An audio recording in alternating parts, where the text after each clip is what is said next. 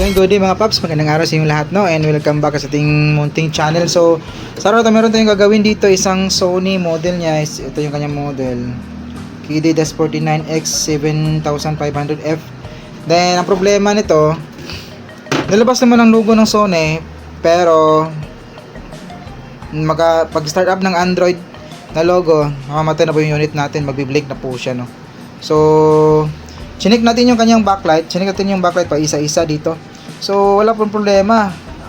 Kunting-kunti na talaga ng diferensya, 0.1 volts lang yung may isang diferensya na strip. So, kala ko na ito yung problema, pero try kong nilinis yung kanyang LVD socket. Try ko nilinisan yung itong kanyang LVD socket, hindi pala. Itong kanyang socket para sa backlight, no? Pati yung kanyang backlight driver.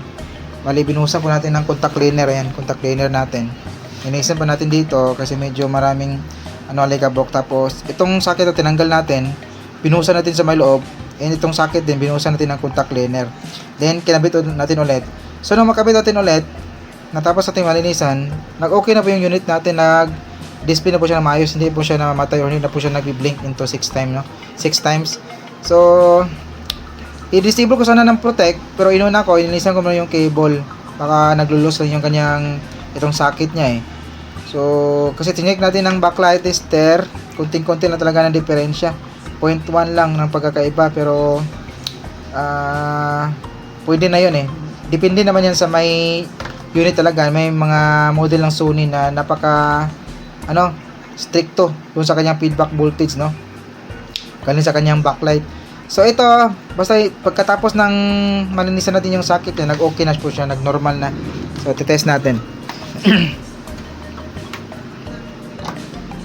Yan, saksak. Tapos automatic on na ba to? Ayan, automatic on na siya. Bumukas na yung backlight niya. Iangat ko lang.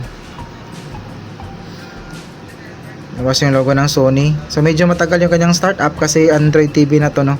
Pagkatapos ng logo ng Sony, lalabas yung Android setup, saka pa yung kanyang mga apps.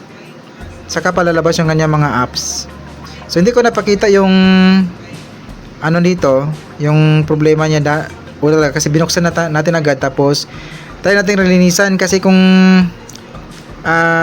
ginawa natin is nag-disable tayo ng protect, hindi ko na sana ito gagawa ng video. Pero nakuha sa linis eh. Doon sa kanyang socket lang pala yung problema, medyo marumi lang, kaya naglulus contact yung kanyang backlight, linya sa kanyang backlight, no? Ayan.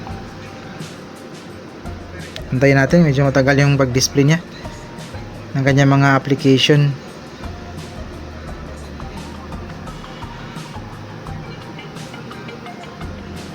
Ayan, ayun, lumabas na po yung kanyang application dito. So, i-test natin to ng mga ilang oras or kalahating oras, tapos balik tayo kung hindi na babalik yung kanyang problema, no? Ayan.